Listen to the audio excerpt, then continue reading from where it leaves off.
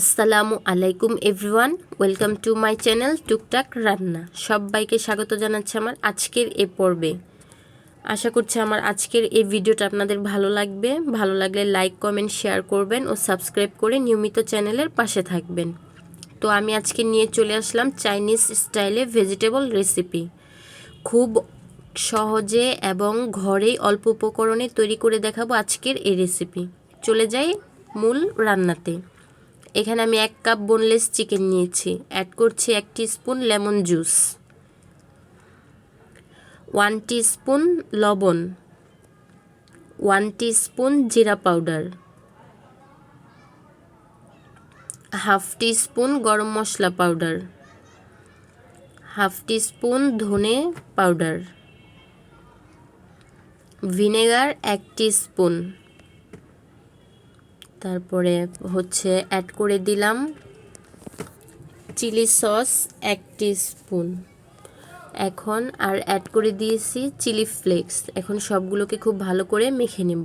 Add করে দিচ্ছি cornflour 1 table spoon. খুব ভালো করে এটাকে মিশিয়ে রেখে দেব এক সাইডে 10 মিনিটের জন্য। দেখতেই পাচ্ছেন আমার মেখে নেওয়া হয়ে গেছে। এদিকে আমি নিয়েছি green capsicum, red capsicum, onion, পেঁপে, গাজর, ম্যারিনেট করা মাংস ও বরবটি। এগুলোকে আমি ভাপ দিয়ে 5 মিনিট সেদ্ধ করে নিয়েছি। কথা বলতে বলতে আরেকটি বাটিতে এখানে আমি অ্যাড করে দিচ্ছি 3 টেবিল চামচ পরিমাণ কর্নফ্লাওয়ার। এখন এটাকে ঠান্ডা পানি দিয়ে খুব ভালো করে এটাকে গুলিয়ে মিশিয়ে নিতে হবে।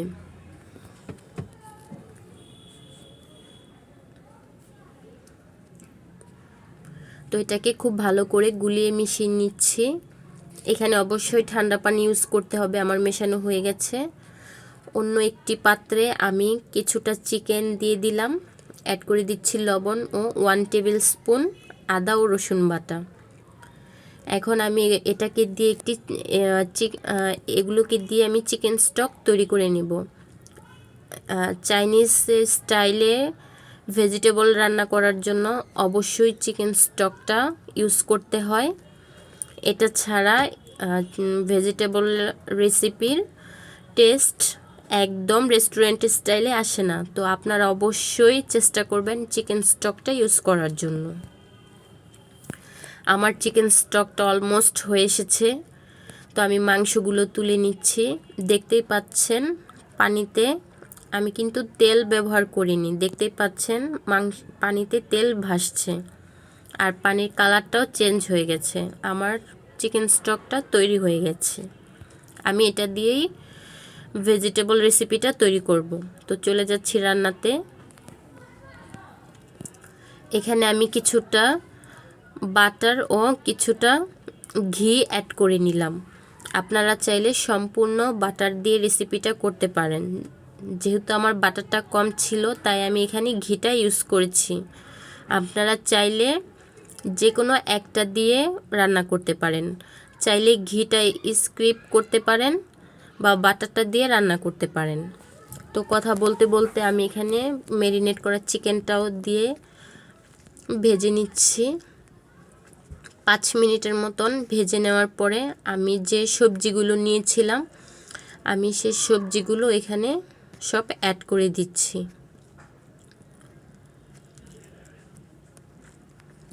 আমি শুরুতেই বলেছিলাম যে সবজিগুলোকে আমি একটু ভাপ দিয়ে নিয়েছি।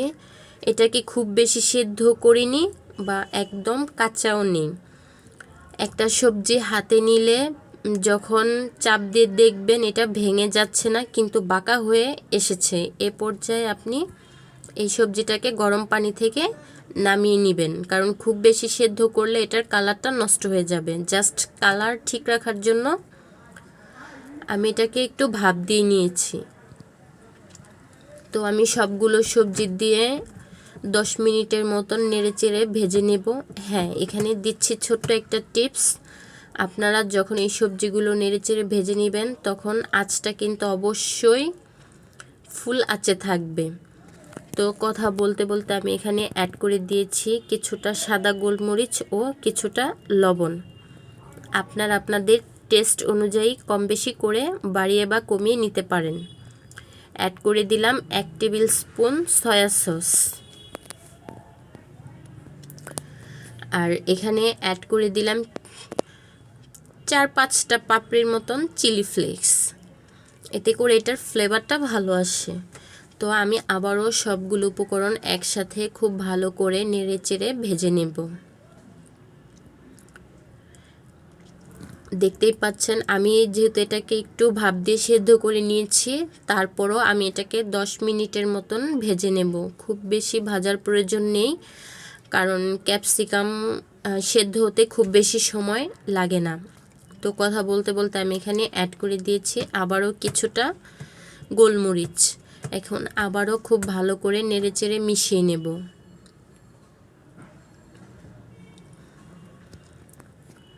আঁচটা অবশ্যই হাই ফ্লেমে রেখে এটাকে ভেজে নিতে হবে। আমি 10 মিনিট এটাকে নেড়েচেড়ে ভেজে নেওয়ার পর আমি যে চিকেন স্টকটা তৈরি করেছিলাম সেখান থেকে আমি 2 কাপ পরিমাণ চিকেন স্টক এখানে ইউজ করছি। কারণ আমাদের খুব বেশি মানে এটার মানে ঝোলটা খুব বেশি পাতলা হবে না, আবার খুব বেশি ঘন হবে না, আর এটাকে খুব বেশি জাল করার প্রয়োজন নেই। তাই আমি 2 কাপ এখানে চিকেন স্টক ইউজ করছি। কথা বলতে বলতে আমি যে কর্নফ্লাওয়ারটা গুলিয়ে রেখেছিলাম সেটাও এখানে দিয়ে দিয়েছি। দিয়ে সাথে সাথে এটাকে খুব ভালো করে নেড়েচেড়ে মিশিয়ে নিব, তা না হলে এটা কিন্তু জায়গায় জায়গায় দলা পেকে যাবে। তাই কর্নফ্লাওয়ারটা দেওয়ার সাথে সাথে এটাকে নেড়েচেড়ে মিশিয়ে নেবেন। আর কর্নফ্লাওয়ারটা দেওয়ার আগে অবশ্যই যে পাত্রে কর্নফ্লাওয়ারটা গুলিয়ে নিয়েছেন সেটাকে খুব ভালো করে নেড়েচেড়ে আবারও মিশিয়ে নেবেন। তো কথা বলতে বলতে দেখতেই পাচ্ছেন আমার এটা অলরেডি হয়ে এসেছে। এটাকে আমার খুব বেশি জাল করার প্রয়োজন নেই, কারণ এটাকে খুব বেশি জাল করতে গেলে এটার কালার ও টেক্সচার ও দুইটাই নষ্ট হয়ে যাবে। এর জন্য আমি এটাকে খুব বেশি রান্না করব না। তো দেখতেই পাচ্ছেন কর্নফ্লাওয়ার দেওয়ার পর আমাদের এটা বলক চলে এসেছে। তো এমত অবস্থায়ও চুলার আঁচটা হাই থেকে একটু মিডিয়ামে থাকবে, এ পর্যায়ে একটু কমিয়ে দিতে হবে, তা না হলে একেবারে এটা ঘন হয়ে যাবে। তো দেখতেই পাচ্ছেন আমি এটাকে খুব ভালো করে নেড়েচেড়ে নিচ্ছি। তো আমার এটা অলমোস্ট হয়ে এসেছে। এখন এটা গরম গরম আছে, এটা ঠান্ডা হলে এটার ঝোলটা, এটার মানে যে ঘনত্বটা এটা আরও গাঢ় হয়ে যাবে। তো আমি আপনাদেরকে একটু সার্ভ করে দেখাচ্ছি। দেখতেই পাচ্ছেন এটার ঝোলের যে কনসিস্টেন্সিটা দেখতেই পাচ্ছেন ঠিক কী রকম হয়েছে। তো আমি আপনাদেরকে সার্ভ করে দেখালাম, জুম করে একটু দেখিয়ে দিচ্ছি। আশা করছি আমার আজকের এই রেসিপিটা আপনাদের ভালো লাগবে। যদি আমার এই রেসিপিটা ভালো লাগে প্লিজ আমার চ্যানেলকে সাবস্ক্রাইব করবেন ও লাইক শেয়ার করে নিয়মিত আমার চ্যানেলের পাশেই থাকবেন। দেখা হচ্ছে নেক্সট ভিডিওতে। ততক্ষণ পর্যন্ত ভালো থাকুন, সুস্থ থাকুন।